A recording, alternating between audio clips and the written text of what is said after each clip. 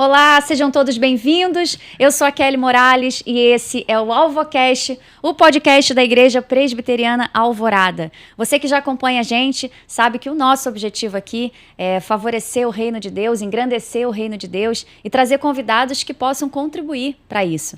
Que você possa aproveitar esse momento aqui, conhecendo um pouco mais da vida e das experiências do nosso convidado. Temos um convidado muito especial, que foi indicação do nosso pastor presidente, pastor Aloysio Bacellar indicou esse convidado.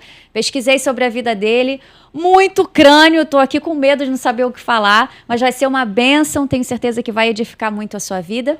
Antes da gente começar e fazer a apresentação, vamos a um recado importante. Você que ainda não segue o nosso canal, se inscreva, o AlvoCast está crescendo para a glória de Deus, mérito da ação do Espírito Santo, mas também da sua participação, do seu apoio. Então, ativa o sininho das notificações, deixa o seu comentário, curta, compartilha. Tem sempre alguém precisando ouvir um pouco da vida e das experiências do nosso convidado. A gente tem recebido pessoas incríveis aqui na mesa do AlvoCast que têm contribuído para o reino de Deus e nós ficamos muito felizes com essa experiência que a gente tem vivido aqui, tá bom? Também aqui na tela você pode ver, tá aparecendo todos os nossos canais, você pode ouvir a gente pelo Spotify, curte a gente lá no TikTok também, segue a gente aqui no perfil do Instagram e assim você vai ficar sempre por dentro do que acontece aqui na mesa do AlvoCast. Tá bom? E um agradecimento especial ao nosso patrocinador Aruba, que está sempre aqui chegando junto, dando suporte. Aruba, muito obrigada, tá bom? Por nos cercar de oração, esse apoio material também. Os biscoitos são uma delícia, então muito obrigada aí pelo suporte. Que Deus abençoe a empresa de vocês.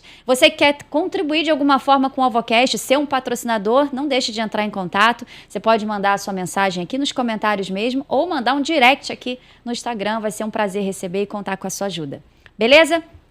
Agora sim, vamos à apresentação do meu convidado de hoje. Temos assunto para falar aqui, que é o seguinte: ele é secretário regional da Sociedade Bíblica do Brasil, pastor da Igreja Missionária Evangélica Maranata e doutor em Teologia da PUC no Rio de Janeiro. Tem mais coisas, mas para a gente não tomar tempo, eu fiz uma abreviação do currículo dessa bênção que é esse irmão tão querido. Seja bem-vindo, Assir de Geroni Júnior. Olá, Kelly. Olá a todos vocês que estão aí. É um prazer estar aqui nesse Amém. podcast da Igreja da Alvorada e de um amigo querido, que é o pastor Aloysio, um companheiro lá de PUC e que depois se tornou um grande companheiro também no ministério, na amizade.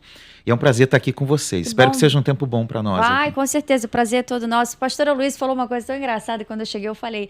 Ele falou assim: olha, manda um abraço para o Assir e fala que eu não sou digno de desatar as sandálias dos pés dele. Na verdade é o contrário, é o contrário. Ah, que bem. Não, o pastor Aloysio é uma bênção. Tá aqui amanhã. Ai, não pode falar. Ah, agora já foi. Estraguei a surpresa, mas olha, então é para você ficar ligado, porque nós temos agora sim uma agenda com o pastor Aloysio Bacellar, que não tinha espaço, conseguimos, depois de muito jejum, oração, subir monte, conseguimos aí um espacinho com ele, tá bom? Então vamos nós, pastor Assir de Geroni, que nome diferente, né? Diferente, de Geroni. Tá falando dos seus filhos também? É que eu falo sempre, Kelly, que na minha casa nós não temos criatividade para pôr nome de filho, né? Que meu pai é Assir de Geroni, é pastor também, é de Curitiba. Sim. Eu sou Assir de Geroni Júnior e meu filho é Assir de Geroni Neto. Olha só. Então, somos três. Meu filho casou em agosto agora, de 2023, e eu tô tentando convencer a minha nora a colocar Assir de Geroni quarto. Mas, gente, tá difícil. Orem por mim, por favor. Ajudem em oração aí para conseguir manter esse legado, né, desse nome. Então, o nome tem Assir na Bíblia, mas não da forma como está escrito o meu. O meu é CY, ACYR. Na Bíblia tem com 2 S. Mas é um nome que dizem que é um derivado de Moacir, um diminutivo de Moacir. Sim. Alguns dizem isso. Outros dizem que tem um caráter mais siríaco, alguma coisa assim. Eu já não sei. Né? E Geroni, na verdade, é um sobrenome de família que é da minha avó, do meu bisavô, na verdade, que é italiano. Então é Ieroni na Itália e no Brasil virou Geroni. Nossa, que máximo. Algo suave como italiano, né? De Gerone. Dá vontade de fazer aquela mãozinha pizza, de Gerone. Muito bom. Agora, para quem não conhece o senhor, pastor, quem é o pastor Assir de Geroni? Difícil falar de nós mesmos, né? Mas vamos lá. Eu sou casado com a Tânia há vamos fazer 25 anos que agora, maravilha. na entrada, no próximo ano, 2024. Tenho um filho, que é o Assir Neto, que tem 23 anos. Tenho a Isabela, que tem 22 anos. Então, casei, logo tive filho, 2 filhos, né? E sou curitibano. Comecei, na verdade, a trabalhar na Sociedade Bíblica em Curitiba. Sim. E de lá fui para Porto Alegre, depois fui para Belém e estou há 10 anos no Rio de Janeiro. Sou pastor aqui no Rio de Janeiro da Igreja Maranata, como você falou, Igreja Missionária Evangélica Maranata, presidida pelo pastor Paulo Brito. Sou torcedor, sofredor, não sou vascaíno, calma, gente. Eu sou torcedor do Coritiba Futebol Clube. Para não negar as raízes também. Claro, né? Aí, fiel verdade, à fiel. terra, isso. Às vezes me perguntei, aqui no Rio, você torce para quem? Aqui no Rio eu torço pro Curitiba, né? Se eu estiver no Japão, vou torcer pro Curitiba. Não vou virar casaca, né? Que não negócio pode. é esse? Mas, que mais? Eu tenho uma caminhada, meu pai é pastor desde que eu nasci, então minha caminhada foi toda dentro da igreja. Berço cristão, então. Sempre assim, né? O meu primeiro estudo bíblico foi com 7 anos, preguei pela primeira vez no culto infantil com 7 anos. Olha. Então a minha caminhada é essa, e aí isso começou a me atrair para o estudo da Bíblia, para conhecer mais. Então a minha caminhada foi assim, sempre na igreja, depois me tornei músico também, passei por várias áreas dentro da igreja. Essa é um pouquinho da minha caminhada. Na área acadêmica também gosto muito da área de teologia. Apesar de ter um mestrado em educação, durante 5 anos eu fiquei em Belém do Pará, pela Sociedade Bíblica. E lá nós temos uma ação com as comunidades ribeirinhas da Amazônia. Sim. E indo nessas comunidades, nós fazíamos atendimentos sociais e também bíblicos em escolas ou em associações. E eu comecei a acompanhar a realidade educacional das comunidades ribeirinhas.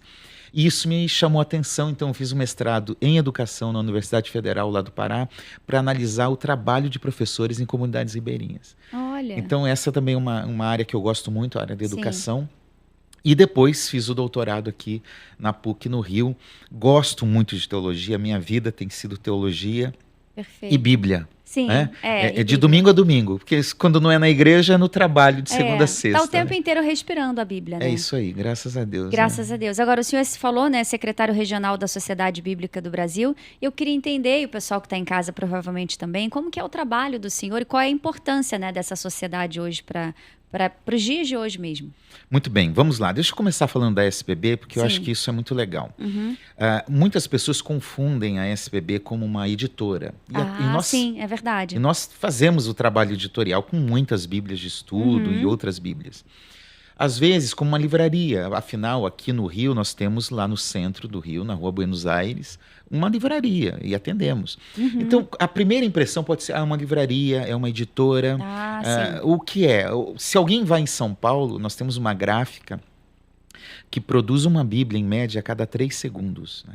1, 2, 3. Não acredito, é sério? Sério. 3 segundos é muito pouco. É muito pouco, é algo fantástico. Né? A nossa gráfica manda a Bíblia para vários países do mundo, já mandou para mais de 100 países, além de atender a demanda interna, tanto da Sociedade Bíblica quanto de outras organizações que imprimem conosco. Então, o que é a Sociedade Bíblica? É importante entender isso para entender a importância do trabalho dela. Essa organização ela surge no início do século XIX, de fato, em 1804, dentro de um contexto em que as missões protestantes estavam se espalhando. É o tempo das missões protestantes. E é interessante entender porque a reforma foi uma bênção. Né? Os reformadores, Lutero, Calvino e outros ali fizeram um grande trabalho. Mas o caráter missionário do protestantismo demorou um pouco para acontecer. E ele veio acontecer, de fato, ali no finalzinho do século XVIII e início do século XIX. Então, as grandes denominações estão com esse despertar missionário, mas também começam a surgir organizações para-eclesiásticas interdenominacionais com foco de levar o evangelho pelo mundo. Espalhar, né? Espalhar. Sim. E eu estou falando aqui um contexto de Inglaterra, ali, de Europa. Tá? E então, isso está acontecendo. Ao mesmo tempo, tem uma história paralela, que é o nosso mito fundante, né, de uma menina de 9 anos, Mary Jones, país de Gales, que tinha o sonho de ter uma Bíblia. Mas até esse tempo, Bíblia era algo raro. Era algo para quem podia comprar e pagar. era algo que era difícil de se encontrar. No tempo da Reforma, as Bíblias ficavam acorrentadas nas igrejas porque era uma unidade rara, Sim. era difícil ter, né? É. Até a prensa de Gutenberg não era assim, eu compro a minha Bíblia do jeito que eu quiser. Há um tempo em que o preço de uma Bíblia era o preço de um carro. Hoje, Nossa. comparando. E hoje a gente tem acesso mais fácil à Bíblia e às vezes não valoriza isso, né? Demais, Tem né? países onde a Bíblia não entra e há quem diga que a Bíblia é só um livro, né? É apenas um livro comum e não valoriza. Exatamente, né? é verdade. É triste isso, porque a gente precisa resgatar esse amor pela Sim, Bíblia como um livro sagrado, né? Então, ali, a Mary Jones trabalha por 5, 6 anos. Quando ela está ali perto dos 15 anos, ela juntou todo o dinheiro, ela anda 40 quilômetros e vai buscar.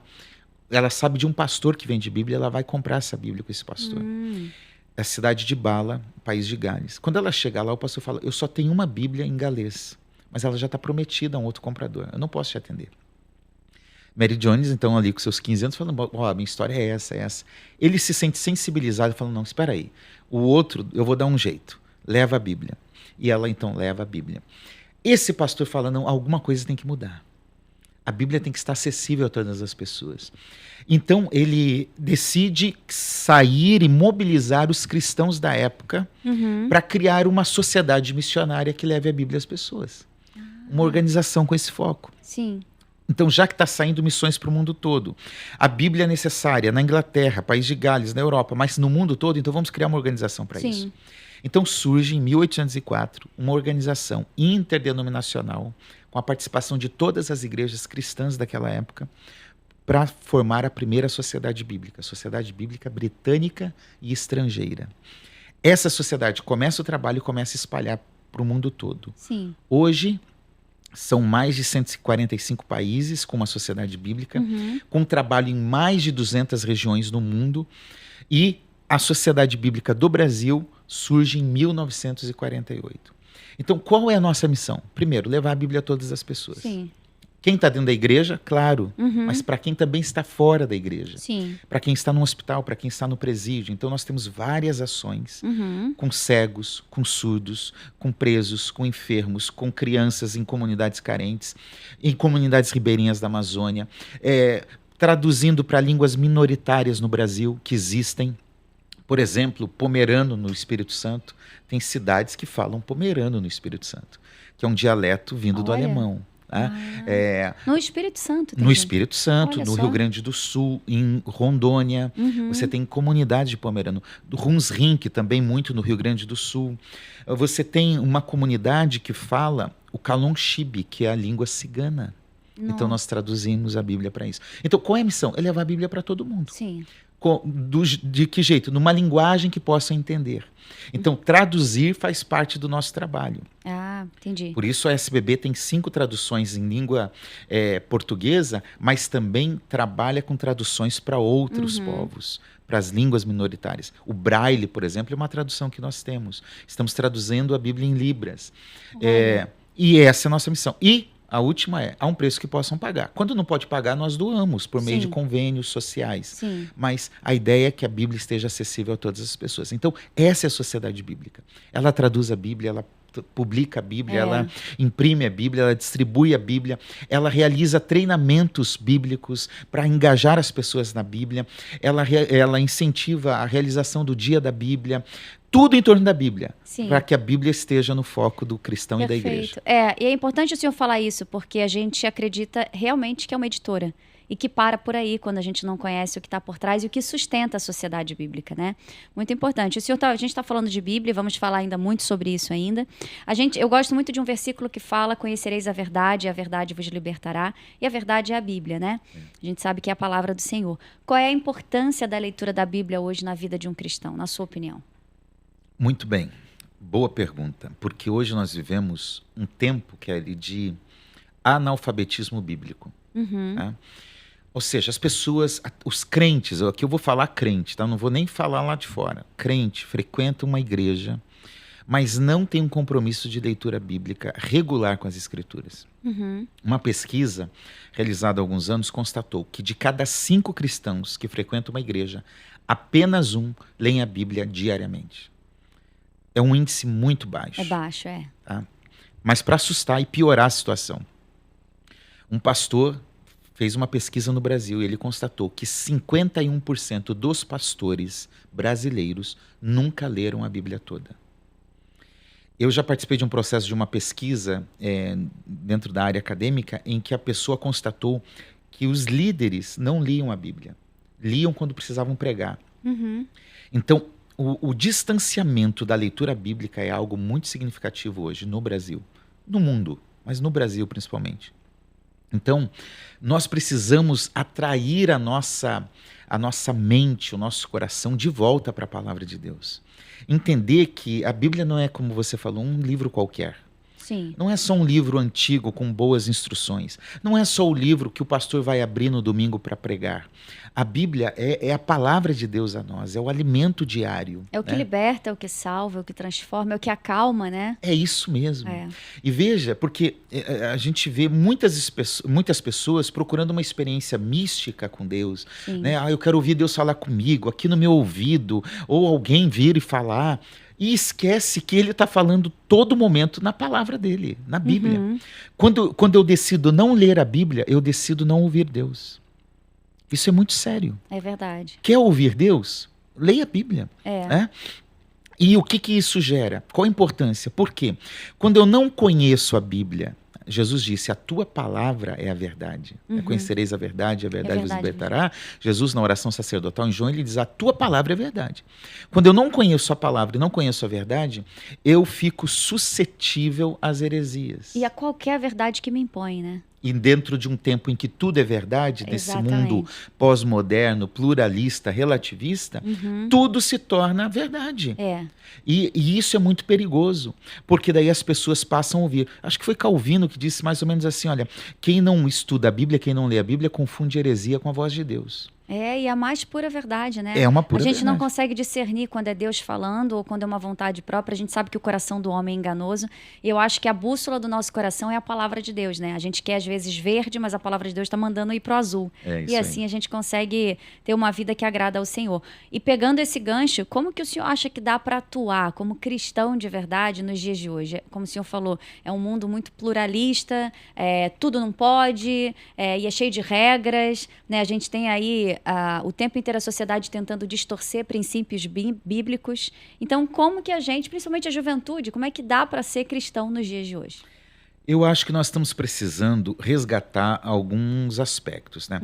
Eu não vejo com bons olhos, eu não sou profeta do caos, nem tenho mania de ver coisas ruins em tudo, sabe? Teoria de conspiração. Não tenho. Mas, como você falou, nós estamos vivendo tempos difíceis. Sim. Na sociedade que vivemos, em que o cristianismo, tudo é aceito, tudo é permitido, exceto o que a fé cristã prega e ensina. Né? O que nós ensinamos e pregamos, não, isso não podemos tolerar. Tudo é tolerável, menos o que nós queremos falar. Né? Então, realmente está muito difícil. Segundo, nós vivemos um tempo de muito entretenimento, de muita distração. E isso tira a nossa atenção do que é prioritário na vida. A gente é bombardeado, né, o dia inteiro de informações. É a era da informação. É a era da informação. É a era da informação. Né? Eu vi esses dias quantas informações nós recebemos por minuto. É algo assim assustador. Né? E ainda que a gente não receba informação, o nosso cérebro está digerindo aquilo que nem foi recebido, né? É verdade. Pensando no ontem, pensando no amanhã, o tempo inteiro nesse imediatismo. Isso também dá um cansaço mental que quando você vai se aproximar da palavra de Deus, você já está desgastado, né? Não consegue ler digerir. A Bíblia. Exatamente. Não consegue. O que fazer?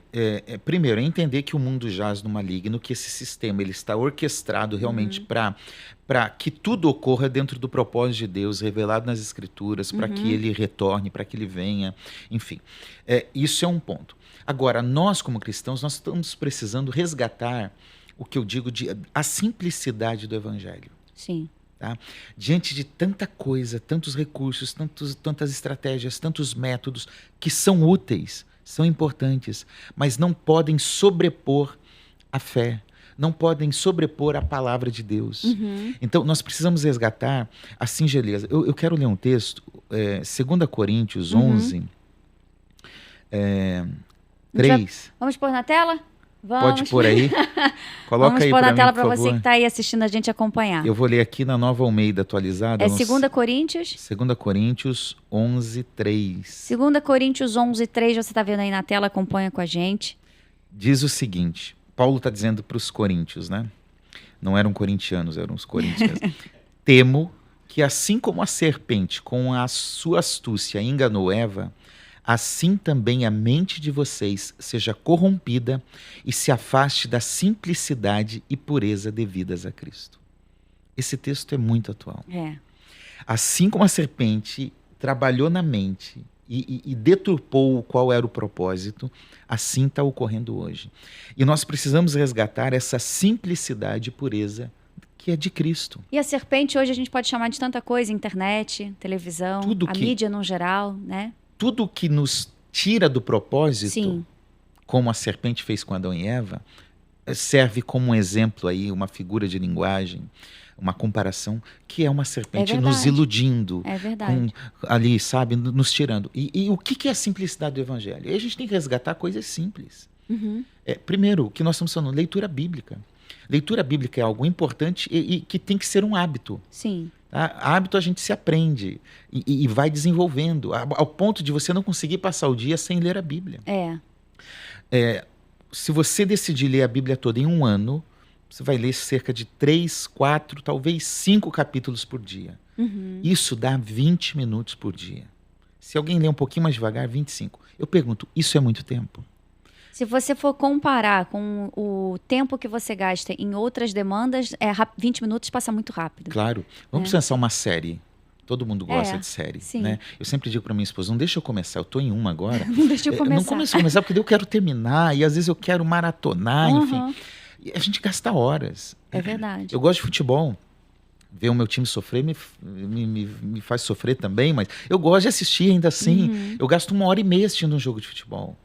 Assim, a gente gasta muito tempo com outras coisas. Será que não dá para separar 20 minutos por dia para ler a Bíblia? É porque eu acredito, pastor, que nós, até como cristãos mesmo, a gente não identificou que essa parada de 20 minutos pode salvar a nossa alma, né? Com certeza. Pode purificar o nosso dia, pode alimentar o nosso coração, pode trazer à nossa memória só o que dá esperança. E a gente fica buscando isso em outros lugares, né? A gente busca sanar um pouco com a ansiedade numa série. Eu acho que tudo ajuda um pouco, você pode filtrar muito o que você assiste, o que você escuta. Mas essa resistência que a gente tem para buscar a verdade e achar a verdade em outros caminhos é uma coisa que está muito forte. E eu vejo isso muito assim, as pessoas tendo dificuldade de carregar a sua cruz, né? Mas tem dificuldade de carregar a cruz, eu acho a cruz muito pesada porque está buscando força em caminhos errados. O senhor acha isso também? Acha que hoje em dia o cristão ele não está negando a si mesmo para carregar a cruz? Certamente. Ele não quer carregar a cruz. Não quer, né? Tem isso. Nós vivemos um cristianismo sem cruz e sem Cristo. Né? É um cristianismo confortável. Né? Se não me engano, foi C.S. Lewis que dizia assim, se você procura uma religião confortável, ela não é no cristianismo, ela não está no cristianismo. Né? E, de fato, as pessoas não querem esse compromisso diário. Até mesmo dentro da igreja, sabe? Não, é tudo muito fácil demais, né? Libertino demais. É um exagero. A graça é suficiente, é importante, mas é um exagero, às vezes, da graça. Eu não preciso ler a Bíblia, eu não preciso orar, eu não preciso resgatar. E não carrega a cruz, porque carregar a cruz significa... Naquele contexto que Jesus fala ali em Lucas, né? Se alguém quer me seguir, negue-se a si mesmo, tome a sua cruz e siga-me, é caminhar para a morte, é caminhar para a humilhação, que era o tipo de morte naquele contexto. Sim. Então a gente precisa de fato resgatar isso e se alimentar. Como que eu vou viver o verdadeiro cristianismo? Você falou aí, é o alimento para a nossa alma. Sim. Agora veja, o que está formando a nossa mentalidade? Porque aquilo que eu vejo me alimenta. Tá? E eu vou dar um exemplo bem claro para você aqui. Eu assisti La Casa de Papel. Não sei se você assistiu. Assisti. Tá, vamos lá. Nós somos levados a torcer pro bandido.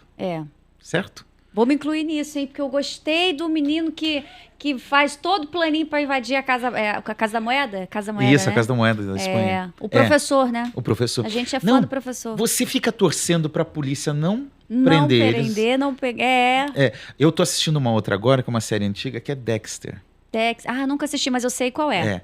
Assim, você fica... Ele é um Tem toda uma justificativa lá por trás, mas ele é um assassino em série que mata quem merece morrer. Entre aspas. Você fica torcendo para ele não ser pego. Olha Veja, só. nós somos levados a formar novos valores com o certo é errado, o errado é certo. É. Num filme romântico, às vezes você fica torcendo para o casal separar, para o marido ficar com a amante, para a mulher ficar com a amante, porque o marido não presta, a mulher não presta. Nós somos levados a mudar os nossos valores. Por quê? Porque nós estamos sendo formados por aquilo que assistimos, por aquilo que lemos. Total. E aí, se eu não tenho um compromisso com as escrituras, eu não vou ter uma mentalidade cristã. Lutero diz algo mais ou menos assim, eu só estou mais ou menos assim, porque eu não lembro a citação correta, né? Ele diz assim, você nunca terá uma mentalidade cristã se você não ler as escrituras com regularidade, porque você não pode ser formado por algo que você não conhece. A tua mente não estará formada. Então, nós precisamos tomar essa decisão. Carregar a cruz significa ter um compromisso de leitura, de oração. Oração não é um peso, oração não é só petição, oração é um lugar. Oração é um lugar onde Deus nos leva para comunhão, para amizade, para intimidade, para o compartilhar, para o fortalecimento. É difícil, né? Hoje em dia a gente parar um momento para orar e quando a gente vê, a gente mais pediu do que agradeceu, a gente mais reclamou do que adorou. Exatamente. Eu vi um pastor pregando esses dias, ele falou assim, eu fui desafiado a tirar das minhas orações as petições e ficar só com adoração e gratidão. Que desafio. Que desafio. Ele falou, minha oração reduziu em 10, 15%. Foi. E aí está o desafio. Eu tenho feito isso mexeu comigo, porque hoje eu tenho alguns níveis de oração, né? Um dia eu oro de um jeito, outro dia de outro. Tem dia que eu falo, Senhor, hoje eu não vou orar nada para pedir. Eu tenho minha lista de petição, na minha lista de oração. Sim. Mas tem dia que eu falo, hoje eu só vou adorar. Aí eu começo, eu vou lembrando textos bíblicos. E aí eu vou, às vezes, coloco uma canção junto para fazer um momento também de adoração. E aí isso vai nos treinando. E às vezes eu acredito assim, Deus olhando isso, porque Deus inclina os ouvidos para o nosso clamor, Deus vê uma oração baseada numa adoração, eu acho que às vezes ele atende até mais rápido do que aquela oração que é feita em forma de petição. Exatamente. Né? Porque a gente agrada o coração de Deus quando a gente se inclina para adorar Ele. E hoje é difícil, né? Como é difícil a gente fazer isso? Justamente porque o senhor falou uma coisa muito certa. A gente não quer carregar a cruz. Não quer. A gente quer um cristianismo de facilidades, né? Um Deus de amor, mas não quer um Deus de justiça. Quer um Deus que tira do castigo, não um Deus que conserta a gente. E eu acredito muito que para a gente conseguir ter essa postura cristã de carregar a cruz, está muito interligado com a nossa fé. Aquilo que a gente acredita e o quanto a gente acredita na palavra de Deus. Como que o senhor define a fé cristã hoje em dia? Se alguém, um ateu chegou e falou, mas o que é fé cristã? Como é que o senhor falaria? Eu digo que fé cristã é relacionamento com Jesus. Esse relacionamento que me faz vê-lo, entender quem ele é, a singularidade do evangelho de Jesus, porque com todo respeito às outras religiões, não existe outra como Cristo. Um Deus que é criador, que se torna criatura. Um Deus que é todo-poderoso, que decide vir como um bebê. Um Deus dono de todo o universo, que nasce num lugar onde animais comiam. Qual outra religião tem isso? E que nasce para morrer. Ele já nasceu com o propósito de morrer. Ele vai nascer, se chamará Jesus e vai salvar o seu povo dos pecados dele. Ou seja, qual outro Deus que se humilha ao ponto de se esvaziar, assumir a forma humana e vir ao nosso encontro? Então, fé é relacionamento com esse Jesus que me amou tanto, que deixou a sua glória.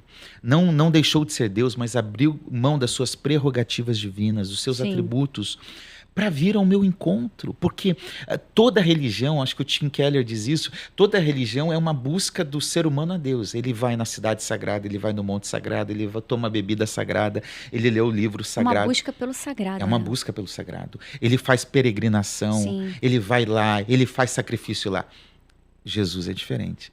Desde o início, é ele que vem ao nosso encontro. É ele que desce no jardim e diz, Adão, onde você está? É ele que encarna em Cristo. E aí, João capítulo 1 é maravilhoso, né? No princípio era o verbo era Deus, o verbo estava com Deus. Ou seja, Deus pleno, na criação, no controle de todas as coisas. Versículo 14. E o verbo se encarnou.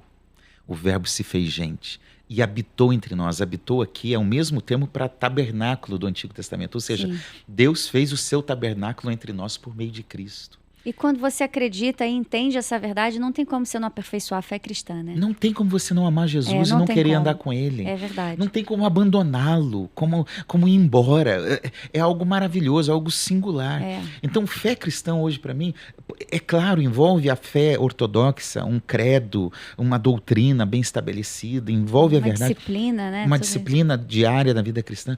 Mas fé é relacionamento com Jesus. Eu posso ir a uma igreja, ler o credo, confessá-lo, mas não ter relacionamento com Jesus. Sim. Então, fé é mais do que uma convicção intelectual. Faz parte, mas fé é relacionamento sincero. É quando a gente fica muito na teoria da Bíblia e não na prática da Bíblia, não tem como a gente ter uma fé aperfeiçoada também, né? Porque a gente tem todos os versículos decorados, a gente tem uma teoria pronta, uma enciclopédia...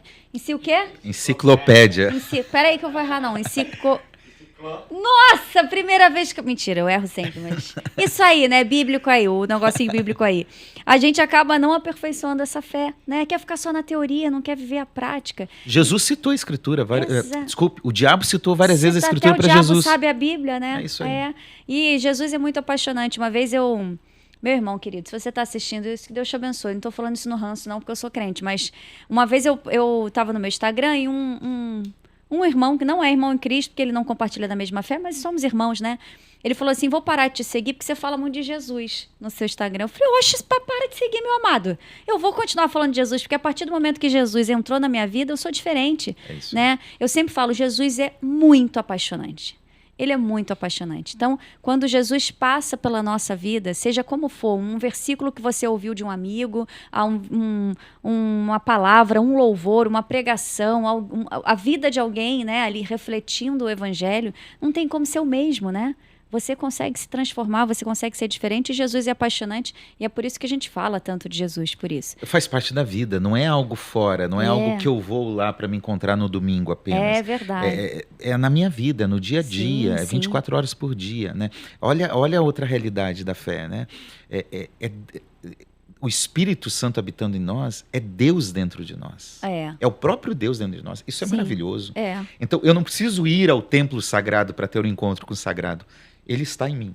Sim. Né? Eu tenho que ir à igreja, eu reforço isso, porque lá é o espaço coletivo de comunhão, de reciprocidade, de edificação. Que é muito importante, claro, não é bom que o homem ande só, né? Então... Claro, ele precisa da comunhão. Sim. Jesus criou a igreja com a ideia de ser um corpo de muitos membros. Nós precisamos da igreja. Sim. Agora, a minha vida com Deus, a minha fé, ela é exercida dia a dia. Aí, quando eu estou na igreja, para que o meu culto tenha vida lá na igreja, eu preciso que a minha vida tenha um culto diário. Verdade. Isso é fundamental. E aí a gente vive na integralidade. Não dá para separar nessa fragmentação, nessa dicotomia, né? Sagrado e espiritual. Espiritual e secular. Não.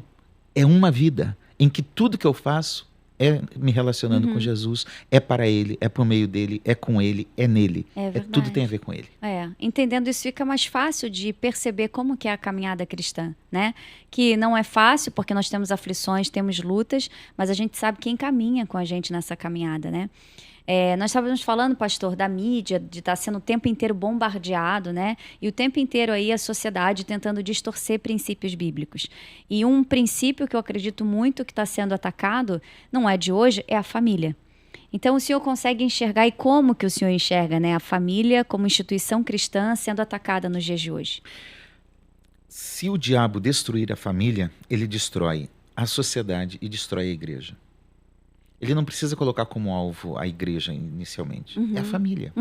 Porque uma família destruída, ela perde o sentido de estar na igreja, de servir na igreja, de participar da igreja. Ela perde. Né? Sim. Dentro da sociologia, alguém já disse, né, que ainda que hoje haja uma resistência, né, a família é a célula máter da sociedade. É a estrutura da sociedade. Então, não é de hoje que isso ocorre. Né? Não é de hoje que filhos são colocados para a morte como um aborto, para acabar com a família. Não é de hoje que a ideia do que é casamento está em jogo. Vamos pensar em João Batista. Né? João Batista morreu e foi decapitado porque ele profeticamente disse qual era o padrão de Deus para a família. E que um relacionamento fora do padrão de Deus, que era o que estava acontecendo com Herodes, não poderia acontecer. Sim. Tá? Então, como o diabo vai usar para destruir a família? Usando a ideia de prazer. Então, aquilo que me dá prazer eu tenho que fazer, porque mais uma característica da pós-modernidade é o hedonismo. Eu vivo para satisfazer os meus prazeres. Meus desejos, né? Então, os meus desejos, sejam na área sexual, sejam das minhas conquistas, seja de poder, Financeiro, de influência, né? financeiro, de verdade. status social, tudo isso é muito hedonista, pessoal, é individualista, outra característica da pós-modernidade, e isso afronta a ideia do que é a família. Porque família é conjunto, não é ser egocêntrico. Não né? não há espaço. É. Onde o marido, ou a mulher, ou um filho prevalece sobre os outros, não está vivendo o conceito de família. Então, quem cria a família é Deus. Ele diz, não é bom que o homem esteja só. Eu vou criar Sim. alguém para ficar do lado dele, para andar com ele, para auxiliar ele, para governar junto com ele, porque é isso que ele coloca Adão e Eva. Olha, cultivem, guardem o jardim, cuidem do mundo, cuidem das coisas, tenham filhos, multipliquem-se. Então, a ideia de família é uma ideia divina. E Sim. por isso que ela vai sempre andar na contramão do que a sociedade entende como família. Porque a sociedade... A gente está falando bastante de pós-modernidade aqui, Mas né? é bom. Alguém precisa ouvir isso. Deus sabe todas as coisas, né? Porque a ideia da pós-modernidade, ainda que alguns dizem, já não há mais uma pós-modernidade, é uma transmodernidade, uma hipermodernidade, uma modernidade líquida. Independente do que seja, o conceito é o mesmo. A ideia da pós-modernidade é acabar com aquilo que eles chamam de macronarrativas. Então, a família tradicional... marido, mulher, filhos, é o que eles chamam de macronarrativa. A micronarrativa é qualquer coisa família. Sim. Tá? 2 homens, 2 mulheres, não importa, sem filhos, com filhos, com animais, não importa, tudo é família. E aí você muda o conceito. Você não precisa de uma igreja macronarrativa.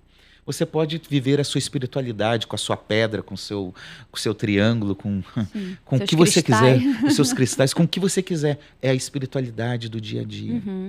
Então, a pós-modernidade vem para desconstruir isso. E ela vai tentar desconstruir a família. Qual é o nosso papel? É como João Batista. Né? Falar, existe um padrão.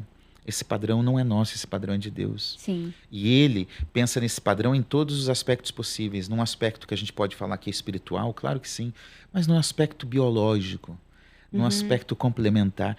Kelly, homens e mulheres são diferentes. É verdade. Então, um complementa o outro, Sim. um ajuda o outro.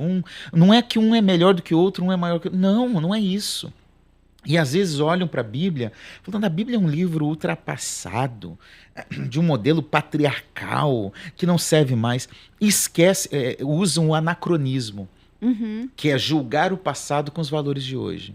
Né? Então eu olho para o modelo de família patriarcal na Bíblia e digo, isso aqui é ultrapassado. Não, a família patriarcal era fundamental naquele contexto de sociedade. Família, ontem, hoje vai ser sempre. Claro, mas veja, qual é a ideia de família patriarcal? É um lugar de agora sou eu. Proteção. O que está acontecendo com esse podcast hoje? Proteção e segurança Isso. e alimento.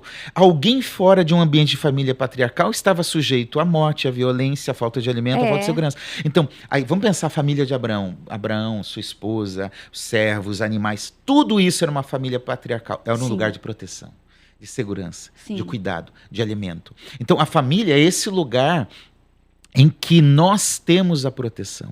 Sim. Eu não sei, a minha esposa, meus filhos é o lugar onde eu volto, é o meu porto seguro, é o lugar onde eu sou o que eu sou. Lá eu não preciso, eles não me chamam o pastor a ser, eles me chamam aliás, me chamam de Júnior, ou de pai, ou de amor, ou de mãe, entendeu? Então lá é o meu lugar, é o lugar onde eu estabeleço as minhas forças. Pode estar todo mundo contra mim, mas se a minha família estiver comigo... Então você percebe qual é a importância da família? Sim. É total e o mundo na vida o tempo humana. inteiro tentando denegrir isso, né? Claro. E acabar com essa instituição. Claro. E aí colocam modelos ruins de pai, de mãe, dizendo, tá vendo? A família não presta. E aí vai deturpando, porque alguém que não tem um modelo adequado de família restaurado em Cristo, porque a família foi maculada pelo pecado, precisa de Cristo, precisa da restauração de Cristo, eles ficam mostrando um modelo para dizer, esse modelo não serve. E aí vão desconstruindo. E aí a gente está vivendo uma sociedade ansiosa, violenta, impaciente. E triste, né? Triste, sem sentido. Aumenta o suicídio. Por quê? Porque não tem um padrão de Deus na vida, na construção familiar, na construção pessoal. Verdade, é verdade. Essa questão da família ser o tempo inteiro atacada, né? É porque eu não tenho certeza, o inimigo sabe da importância e do poder que uma família tem no ministério cristão, né? Uma família que ora junto, meu irmão sai de baixo, né? Porque grandes bênçãos acontecem, milagres acontecem quando a gente vê uma família firmada sobre a rocha, né? Que é a palavra de Deus. Muito bom. Agora, voltando um pouco assim para a questão das igrejas, eu sempre falo aqui, por exemplo, no Alvocast, que o Alvocast ele tem que ser cristocêntrico, né? Então, tem muitas pessoas queridas, às vezes, que mandam mensagem perguntando se podem participar do Alvocast, e a gente sempre fala, olha, a gente ama você, mas a gente precisa trazer convidados que compartilhem da mesma fé para não perder o foco do Alvocast. O foco é Cristo, o foco não é a Kelly, o foco não é o nosso convidado, o foco é falar e propagar o amor de Deus. Então, compartilhando da mesma fé, esse caminho não é perdido, a gente consegue. Agora, nessa ideia de ser cristocêntrico, muitas igrejas têm deixado de ser cristocêntricas, principalmente durante as pregações, né? A gente vê... Eu sou coach, eu não estou passando pano quente não, mas... Eu acredito que o púlpito não é lugar para palestra motivacional, para coach, para você ficar falando qualquer outra coisa que não seja iniciar a palavra de Deus, desenvolver a palavra de Deus e terminar com a palavra de Deus. Isso é um púlpito cristocêntrico. E o senhor acha que a igreja hoje, sem generalizar, mas algumas têm perdido esse caráter cristocêntrico? E por quê? Existem boas exceções, boas igrejas que estão mantendo a fidelidade da pregação e uma visão cristocêntrica. Sim. Mas realmente, pela sociedade bíblica, eu vou em muitas igrejas. Eu conheço muitas igrejas, eu estudo muitas igrejas, eu leio sobre igrejas, né? É meu trabalho. E com tristeza eu te digo, Kelly, que infelizmente isso tem acontecido. Com todo respeito, como você mesmo falou, mas eu vou dar alguns exemplos. Coaching, psicólogos, líderes gestores, os terapeutas, no geral, terapeutas, palestras motivacionais. Tudo isso está tomando conta do púlpito. Tá? Veja, o coaching é necessário, o psicólogo é necessário, Concordo. O terapeuta é necessário, um gestor é necessário. Tudo isso é necessário. Mas como você bem falou aí, o púlpito não é lugar para essas coisas. Sim. Tá? Como um profissional de qualquer área, eu posso ter uma melhor percepção do mundo, da sociedade, um sociólogo, um psicólogo. Até escolher melhor as palavras que vai ser usado para convencimento, né? Compreender melhor. Tal. Mas a resposta no púlpito é do evangelho. Tá? Então, nós flertávamos, né? A igreja evangélica brasileira flertava muito com a teologia da prosperidade. Né? E eu não acredito que eu comecei a falar isso há um pouco tempo, eu não acredito que eu estou falando isso, mas eu vou te falar. A teologia da prosperidade era menos pior. Sabe por quê? Porque ela ainda dependia de Deus para prosperar. A teologia de hoje, motivacional, ela não está focada nem em Deus, é no próprio ser humano. Voltamos para a pós-modernidade. Sim. Tá? É o ser humano.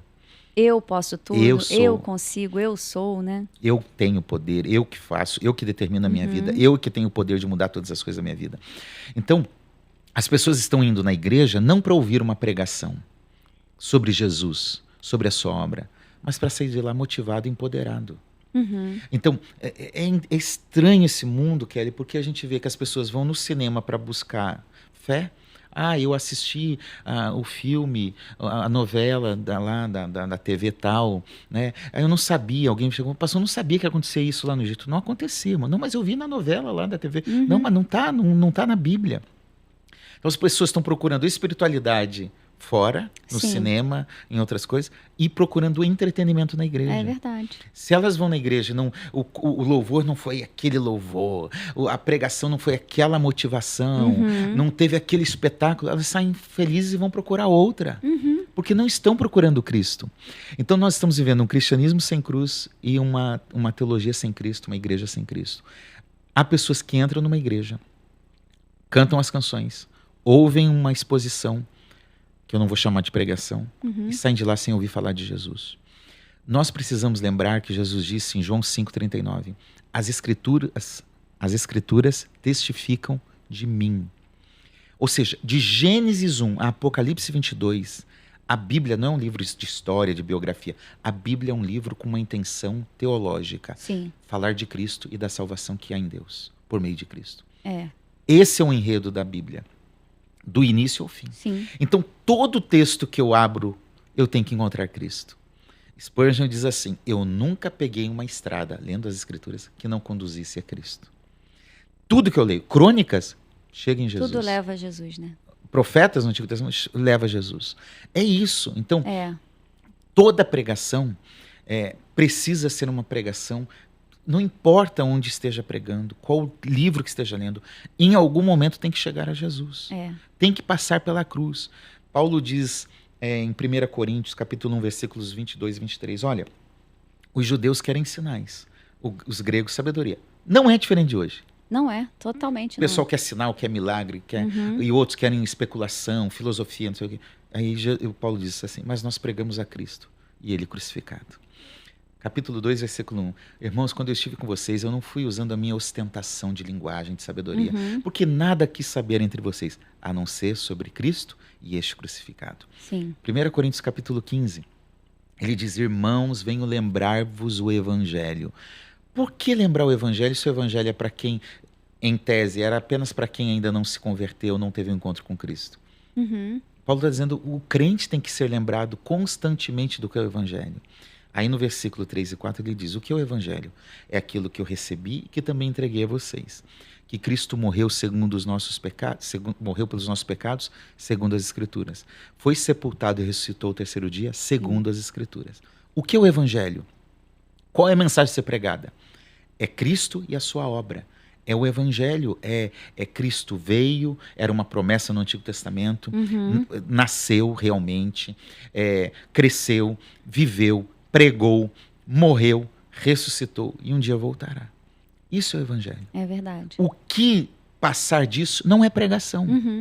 Então eu sempre tenho que trazer, ler o texto, entender o texto e aplicar o texto a partir daquela realidade, chegando na cruz. Eu vou te dar um exemplo, porque quando eu tive essa compreensão, faz uns 10 anos mais ou menos. Sim. Né?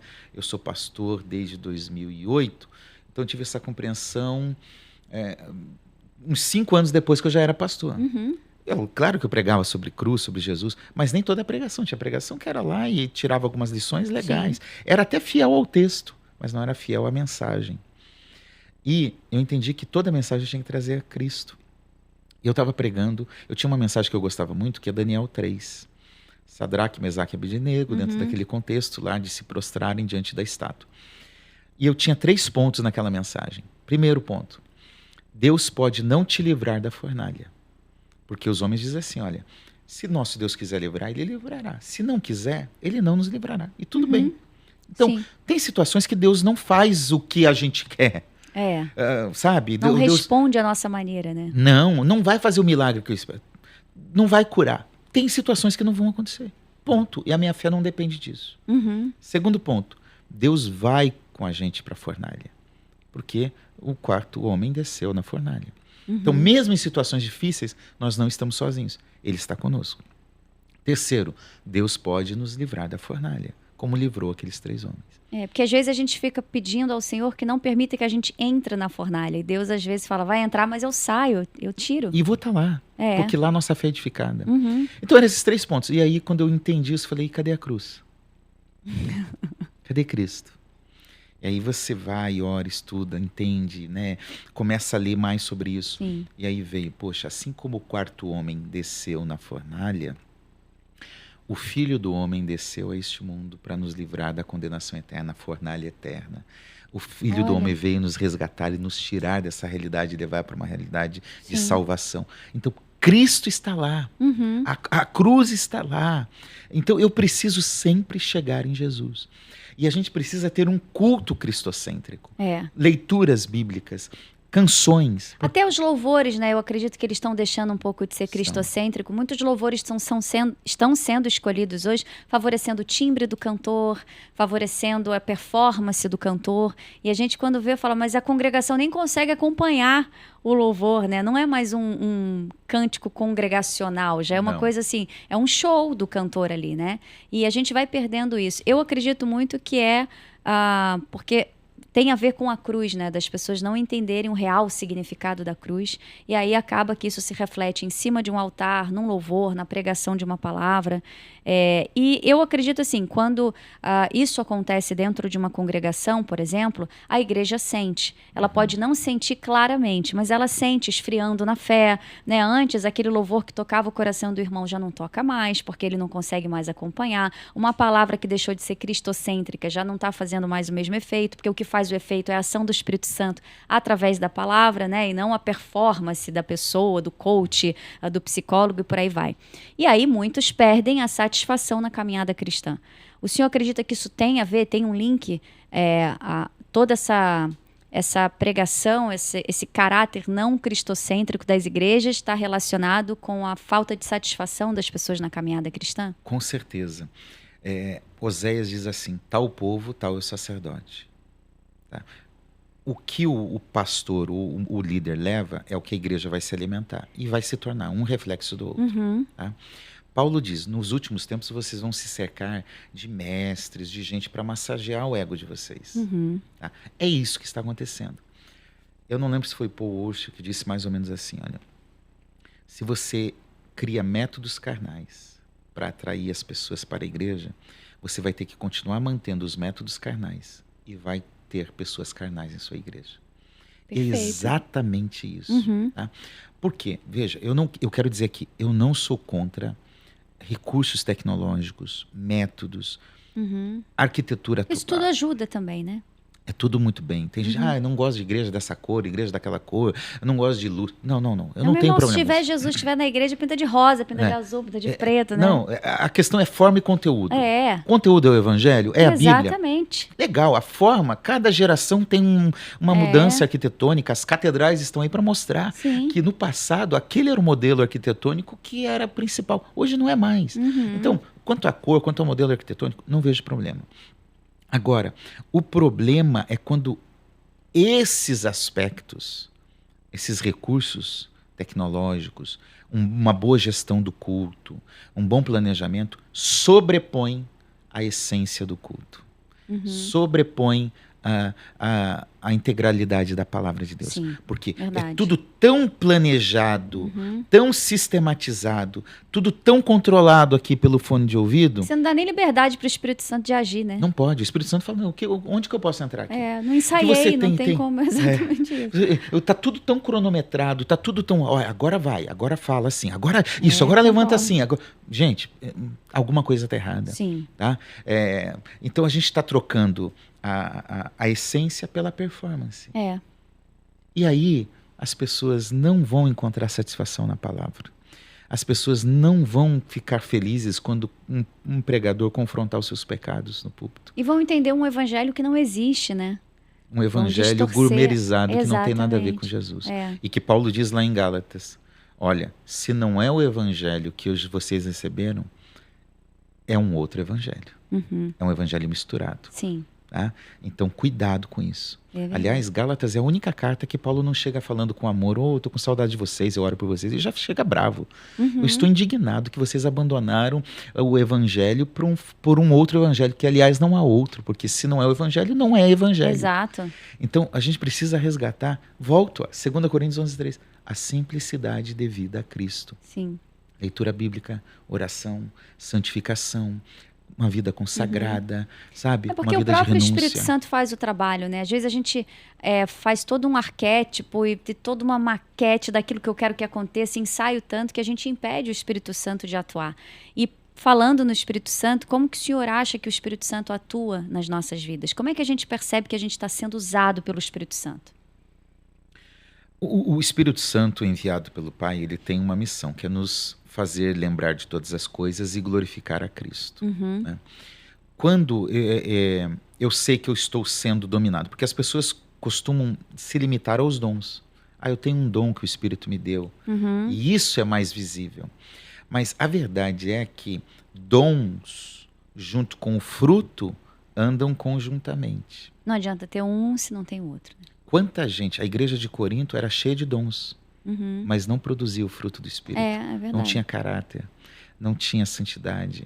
Então, cuidado, porque a gente pode se limitar aos dons. E dons vêm, talentos são dados por Deus.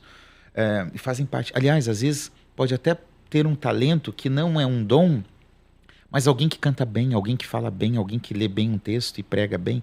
Isso pode ser um talento. Então, qual é a característica? É realmente produzir o fruto que o Espírito em nós vai frutificar. Sim. Tá? E é ter a sensibilidade. João diz lá em Apocalipse, né, quando ele está trazendo a revelação do próprio Jesus, aliás, é o próprio Jesus que está falando, quem tem ouvidos, ouça o que o Espírito diz à igreja. Nós precisamos de sensibilidade espiritual para ouvir o Espírito, para obedecer ao Espírito, para negar-se a si mesmo e para seguir nesse propósito dele. A missão do Espírito Santo é nos levar a Cristo, nos levar nesse relacionamento com Jesus. A missão dele é habitar em nós para nos cuidar, para nos proteger. É o amigo do noivo cuidando da noiva para o casamento que vai acontecer. Então nós precisamos nos entregar. Ser cheio do Espírito não é o quanto eu tenho de dom, o quanto eu busco, não. Ser cheio do Espírito, na verdade, é o quanto eu sou governado por ele. O quanto ele tem espaço na minha vida. E o quanto eu permito isso também, né? Porque eu acho que tem muitas pessoas querendo botar a mão onde não vai conseguir resolver, querendo fazer por conta própria, não conseguindo esperar no Senhor, descansar no Senhor. A gente vai falar disso daqui a pouco também, da dificuldade do cristão de esperar em Deus e o que é descansar verdadeiramente em Deus. Mas quando a gente quer tomar as rédeas da situação, a gente impede também o Espírito Santo de atuar e de ser cheio do Espírito Santo. Eu acredito que também uma forma da gente transparecer o quanto a gente é cheio do Espírito Santo é produzindo os frutos do Espírito Santo, né? E esses frutos do Espírito Santo, quanto maior a sua busca pela palavra, pela verdade de Deus, mais você se enche disso, né? É o alimento que a gente estava falando. Agora, mudando um pouco de assunto, mas uma dúvida assim que eu vi que paira na internet muito grande, resolvi trazer para cá. Não faz isso não. Você está na internet? Pastor, pelo amor de Deus. E mais água para o nosso convidado, Rod, temos? Olha, filosofia. Filosofia versus cristianismo. Eles se cruzam em algum momento? Eles têm alguma relação? Ou filosofia fica de um lado, o cristianismo fica de outro, não tem nada a ver o lé com cré? Eu acho que sim. A gente só precisa tomar muito cuidado. Por quê? Qual é o ideal, assim, de forma simples, simplória até? Qual é o ideal da filosofia? Encontrar o sentido da vida. Tá. Pode sair da câmera, por gentileza, querido? Obrigada. Então, a filosofia busca o sentido da vida, a razão, a lógica. Tudo isso faz parte de um cristão, da vida de um cristão. Verdade. A questão é que o cristão já encontrou o sentido da vida. Sim. Tá? Mas eu acho que a filosofia é importante. Não é a minha área, não é uma área que eu gosto, não é uma área que eu discuto. Eu tenho bons amigos que falam sobre isso, mas eu acho que é importante você trazer junto. Todas as ciências, elas estão a serviço dessa compreensão de Deus. Porque a filosofia e qualquer outra ciência vem de Deus. Sim. Ele é o autor mesmo disso. Então, a filosofia está aí para servir. E, por exemplo, a Bíblia, ela trata isso de uma forma muito tranquila. Atos, por exemplo, capítulo 16, quando Paulo está em Atenas, ele parte de um pressuposto filosófico para chegar no Evangelho. Ele olha para os atenienses e diz, olha, eu vejo que vocês são bem religiosos. Eu estou vendo vários deuses aqui. Eu vi um ali que é um Deus desconhecido. Eu quero falar dele. E aí ele começa, ele faz uma ponte. Tá? É um ponto de partida para o Evangelho. E ele cita, olha, eu sei que vocês têm os filósofos de vocês, eu nem lembro quais são os filósofos lá em Atos 16 que ele vai falar, mas ele fala, olha, como falou um poeta de vocês, que é um dos filósofos gregos, e aí ele cita esse filósofo. Então Paulo é estratégico. Ele usa a filosofia como uma ferramenta, como um ponto para chegar. Aí ele vai a Cristo, a ressurreição. Ele mostra que o cristianismo é superior à filosofia. E assim tem que ser, né? Superior a qualquer ideologia, né? A sociologia, a psicologia, ao direito, a qualquer coisa, né? João faz a mesma coisa. Quando ele começa o seu evangelho, ele começa usando um termo que era muito conhecido dentro do mundo greco-romano daquela época, o logos, né? qual era a ideia do Logos? O Logos era a ideia de algo que não é um Deus, na ideia grega, mas eu vou usar essa expressão para ficar bem compreensível, um semideus. Porque o filósofo, ele não vê a coisa na matéria, ele vê o mundo ideal. A filosofia grega via o mundo ideal. Então, a mesa é o material de algo, de um mundo ideal, perfeito. Aqui é imperfeito, mas lá é perfeito. Então, o que é o Logos? O Logos, no mundo da filosofia grega antiga, clássica, era o meio pelo qual as coisas vinham a existir, pelas quais as coisas se materializavam. Sim. Então, o Logos é algo que toca a divindade e toca a matéria, toca a humanidade. Era esse meio tempo. E algo muito importante, envolvia intelecto, pensamento, razão, mentalidade, envolvia a palavra, envolvia tudo. Sim. O judeu também tinha uma ideia desse Logos, como a sabedoria e como a palavra de Deus, até personificada. Provérbios 8, a sabedoria está personificada. Né? Enviou a tua palavra. Então, a palavra também é personificada. Então, o judeu tinha uma ideia, mais ou menos, desse Logos. O grego, uma ideia muito ampla, muito concreta sobre isso. E aí João diz assim, no princípio era o Logos. Legal. Tanto para o judeu, quanto para o grego. No princípio era o Logos. O Logos é essa palavra que está lá. O Logos era Deus e o Logos estava com Deus. Aí o negócio muda. Por quê? Aí ele diz, o Logos não é uma força, o Logos não é uma ideia abstrata, o Logos é Deus. Segundo, o Logos é um Deus com uma pessoa distinta, era Deus e estava com Deus. Então ali ele mostra, ele faz a ponte na filosofia grega, mas ele chega na fé cristã, mostrando que esse verbo, esse Logos, na verdade é uma pessoa que estava na criação, que é eterno, que criou todas as coisas, que é distinto do Deus Pai e que então ele amplia toda a visão. Então a filosofia faz parte. Tá? Faz parte dessa caminhada. Ótimo. Tem bons livros assim que falam. A Thomas Nelson tem bons livros nessa área, articulando filosofia e fé cristã. Eu acredito que quando a ideologia não sobressai a palavra de Deus, está tudo certo, né? A gente filtra aquilo que vai influenciar o crescimento do evangelho, faz essa associação e vamos embora, a gente segue, né? Sem fechar portas. Certamente. E como tudo que nós já falamos aqui, a filosofia tem um limite. A psicologia tem um limite. Tudo tem limite, é verdade. Agora, qual é a resposta plena para o ser humano? É o evangelho, é Cristo. Então a filosofia pode me ajudar a entender alguma coisa de razão, de intelecto, da satisfação humana? Pode, mas ela não é plena, porque ela não dá resposta suficiente. A psicologia pode ajudar a entender os dilemas internos? Claro que pode. Mas ela não dá resposta para o dilema mais profundo da alma humana. É verdade. Então, nada sobrepõe o evangelho de Cristo Jesus. Sim, verdade. Agora, pastor, o pastor Aloysio, ele sempre fala no altar uma frase que eu gosto muito, que ele fala assim, Deus nos livre de um cristianismo sem lágrimas. E hoje em dia as pessoas têm tido uma dificuldade muito grande, né, de chorar aos pés da cruz, mas chora aos pés de qualquer outra fonte. Pessoas às vezes que conhecem a verdade, mas se distanciam da verdade, porque acham que a palavra de Deus, porque acham que o próprio evangelho não supre as demandas emocionais. E acabam indo para outras religiões, acabam caindo de novo num pecado e por aí vai. Como é que a gente pode chorar hoje com o Senhor, ao invés de procurar um cristianismo leve, lindo, perfeito, numa maré tranquilinha, né? Porque a gente sabe que isso não é ser cristão. Então, como que um cristão hoje em dia pode entender que faz parte, sim, da caminhada cristã ter aflição, chorar e chorar aos pés de Cristo? Muito bem. O pecado afetou o ser humano. E com isso, nós vamos viver dilemas na vida. Sim. Repito o que a gente já falou aqui no podcast, como C.S. Lewis disse. Se você procura uma religião confortável, não é o cristianismo que você procura. Tá? Porque o cristianismo, a fé cristã, Jesus disse, olha, no mundo vocês vão passar por tribulações, por aflições, vocês vão ter dificuldades. A questão não é não passar. A fé cristã às vezes não vai te livrar, às vezes até livra, mas às vezes não livra. Sim. A questão é quem está comigo naquele momento. Sim. E onde recorrer naquele momento. Se você olha no Antigo Testamento, vários personagens, heróis da fé, passaram por momentos difíceis, de lágrimas, de choro. Você fica olhando aquele texto de Abraão, quando Deus pede Isaac, diz que ele acordou de madrugada.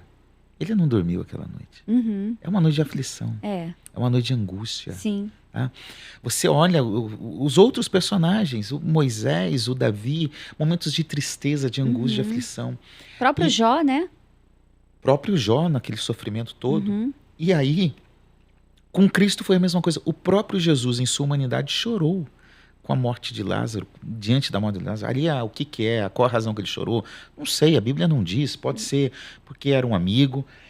Desculpe, pode ser porque ele viu a incredulidade das pessoas. Existem algumas possibilidades. Mas Jesus chorou. Né? Na morte dele, a mãe dele chorou, as mulheres choraram. Ou seja, o sofrimento, o choro faz parte da caminhada humana. Sim. Diante da queda. E o consolo verdadeiro só vem em Deus. Bem-aventurados os que choram, porque serão consolados. Sim. Chorar é uma bem-aventurança. Chorar é lavar a alma. Agora, vamos lá, com todo respeito a qualquer profissão, diante de um profissional qualquer que pode me ajudar, me instruir, me dar numa terapia, aquilo vai ter um limite. Tá? Pode me ajudar a lidar com algumas coisas, mas não é suficiente. Verdade. Porque o verdadeiro lugar de consolo é em Cristo. Esse verdadeiro consolo vem dele. Como que Apocalipse diz, lá no final, no capítulo 21, ele diz, olha, um dia não haverá mais choro. Um dia não haverá mais dor. Um dia não haverá mais morte. Eu gosto de falar, um dia a morte vai morrer. Né? Um dia o que nos aflige não nos afligirá mais. Então, o local... Apocalipse fala isso, né? Que ele enxugará dos seus olhos todas as lágrimas. Aliás, olha o detalhe. Não é alguém, é ele mesmo. É verdade. Dá para imaginar o próprio Deus com, assim, é figurativo, um lenço vindo enxugar, vindo abraçar e falar, eu estou aqui. Né? Ele enxugará. Então, nós precisamos recorrer a Deus e chorar nele. Às vezes, quando eu vou orar, a situação está lá difícil, o coração está angustiado. E Kelly, eu dobro o joelho, oro, choro, porque situações difíceis nos levam ao choro. Quando eu levanto, a situação ainda é a mesma, mas o meu coração já não é mais o mesmo. E transforma o ambiente, né? Quando o seu coração já foi transformado. Você enxerga de outra forma, você encontra força para viver. É verdade. Então, meu conselho é, vamos chorar aos pés do Senhor, porque ali a gente vai encontrar o consolo verdadeiro. Perfeito. Aliás, essa é a ação do Espírito. A missão dele é consolar. Ele é o nosso consolador. O consolo pleno e perfeito está em Cristo, por meio da ação do Espírito em nós. Perfeito. E pastor, Jesus está voltando? Eu creio que sim. Eu creio que sim. Ainda que a lógica das pessoas seja, poxa, mas já faz 2000 anos que ele está falando isso e até agora não veio. Né? E essa é a mesma expectativa que os primeiros cristãos tinham. Né? E Pedro diz, olha, alguns já não estão aguardando mais, gente. Renova essa esperança. Né? Ele voltará sim. E nós precisamos lembrar que nós estamos dentro de um tempo cronológico limitado. Para nós, 2000 anos é muito tempo. Para Deus não é nada. Não é nada. O que eu preciso entender é que o plano de Deus vai se cumprir. Deus está governando o seu povo e a história. Pode parecer que a história caminha para um caos, mas não caminha. Apocalipse é um livro para dizer que ele está governando todas as coisas. Apocalipse não é tão escatológico, é mais cristológico, porque Cristo, o Cordeiro, venceu, está sentado, governando todas as coisas. Então, o tempo do fim está dentro do tempo de Deus, do tempo determinado dele. Sim. Por que a gente acredita que Jesus está voltando? Porque ele prometeu que voltaria, porque ele deu sinais para nos dizer, isso aqui é para você saber quando vai chegar o tempo. E esses sinais estão presentes. Verdade. Né? Mas sempre houve guerra, claro, mas não com tanta intensidade. É como as dores do parto de uma mulher. Né? No começo ela sabe que está grávida, depois a barriga vai crescendo, mas a intensidade da dor do parto é quase no final. Então, sempre houve guerra? Sempre houve guerra. Sempre houve fome? Sempre houve fome. Esses problemas sempre houve? Sim, mas eles estão intensificando-se. E eles estão acontecendo num espaço menor, o intervalo está menor entre um e outro, né? Claro. Você vê que esse ambiente tenso de guerra no mundo, com a guerra na Ucrânia envolvendo a Rússia, com a China lá com seus problemas lá na sua região, e às vezes vai ter guerra ou não vai, com agora Israel e o Hamas, tudo isso está aí mostrando essa intensidade. Pra vinda, né? Essa intensidade. Verdade. Além dos outros sinais que nós temos nas Escrituras. Sim. E diante de tudo que a gente está vivendo, não só assim, visualmente, né? Guerra, fome, todos esses conflitos, mas também os nossos conflitos internos, a ansiedade, a depressão, o pânico. Como que diante de tudo isso, desse caos, a gente pode descansar em Deus? Que eu acho que é um desafio na vida cristã descansar em Deus, né? É de fato um desafio. Eu tenho uma pregação que eu falo sobre promessas. Eu falo, por que Deus já não realiza de uma vez em vez de prometer? Ele tem poder, né? Claro. É só ir lá e fazer rapidinho, não custa nada. Na Bíblia existem mais de 8.000 promessas. Por que ele não fez? Já faz de uma vez, não fica prometendo que vai fazer. Sim. Qual é o propósito? É levar a uma vida de confiança. O propósito é aquilo que você me perguntou. O que é fé cristã? É relacionamento. Sim. O propósito é andar com ele e confiar nele. Então, como nós vamos viver? Como enfrentar esse tempo? Não existe outro caminho a não ser estar nele, Sim. confiar nele, se relacionar com ele. Quando Jesus traz uma palavra à multidão, a multidão vai embora. E aí as pessoas falam, os discípulos falam, Jesus, está todo mundo embora. E Jesus diz, vocês querem ir também? João capítulo 6. Aí Pedro diz assim, para onde nós iremos? Se só tu tem palavras de vida eterna. É só Deus que tem essa palavra para quietar a alma. Agostinho diz algo mais ou menos assim, a minha alma está aflita e eu encontro paz e quietude somente em ti. Não há outro lugar. Sim. As coisas, nós podemos ter dinheiro, podemos ter sucesso, podemos ter bons relacionamentos. Isso não preenche o vazio da alma. O vazio da alma, da ansiedade, tem o tamanho exato de Deus. É Deus lá dentro. Sim. É Deus preenchendo. É Deus completando aquilo que nós não conseguimos completar. Então, a minha dica é busquem Deus. É na oração, é na leitura bíblica, é na comunhão com Ele, é andar com Ele. Ali você vai ter paz para viver. Descansa, né? Muito bem. Estamos chegando quase ao final do nosso AlvoCast com o pastor, mas antes queria fazer uma pergunta. Qual é o livro da Bíblia, pastor, que mais ensina sobre o reino de Deus? Se é que existe um livro que mais ensina, porque eu acho que a Bíblia inteira está revelando o reino de Deus. Mas existe um, assim, que se a gente ler e falar assim, isso aqui é o reino de Deus. Tá, vamos lá. O reino de Deus é um conceito difícil de se entender. Né? Os judeus da época de Jesus esperavam um reino militarista, físico, como o de Davi, né? O reino de outrora. Aliás, até o momento antes de Jesus ascender os céus, eles estão lá perguntando, Jesus, é agora que o Senhor vai restabelecer o reino em Israel? Né? Então, a expectativa do reino era essa. Aí Jesus vem e fala assim, o reino chegou. Cadê o reino? Roma ainda governa. A gente ainda está sob o domínio deles. Que reino é esse? Aí Jesus vai dizer lá em João, o reino não é algo físico, não é comida, não é bebida, é algo dentro. Sim. Então, qual é a ideia do reino de Deus? O reino de Deus está onde Cristo governa. Cristo governa no meu coração, o reino dele está aqui. Cristo é o Senhor da minha casa, governa a minha casa, o reino está estabelecido ali. Né? O reino já chegou, o reino já está entre nós. E eu gosto da dinâmica teológica do já e do ainda não. O reino já chegou com Cristo, mas ele ainda será pleno na consumação de todas as coisas. No reino final, quando Cristo governará plenamente. Sim. Então, é um reino que já chegou, está acontecendo e se dará plenamente no final de todas as coisas. Agora, qual o livro da Bíblia? O Antigo Testamento aponta para um rei que viria e governaria. Esse rei veio. O Novo Testamento fala cerca de 120 vezes, traz 120 vezes a expressão, cerca de 120 vezes, a expressão reino. Tá? Das 120, 100 estão na boca de Jesus, nos evangelhos. Uau. Das 100, cerca de 50 estão em Mateus. Então, o evangelho, o livro bíblico que mais fala sobre a ideia de reino é Mateus. É Mateus. Tá? Sim. E ele não usa reino de Deus, ele usa a expressão reino dos céus. Ele usa umas 3 ou 4 vezes reino de Deus. Ah, tá. Na maioria das vezes reino dos céus. Reino dos céus. Por quê?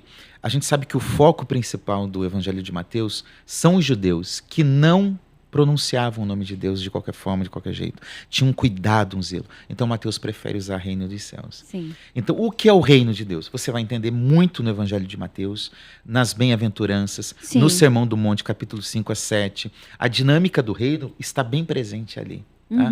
O que é o reino de Deus, você pode ler ali e vai entender bem facilmente. Perfeito.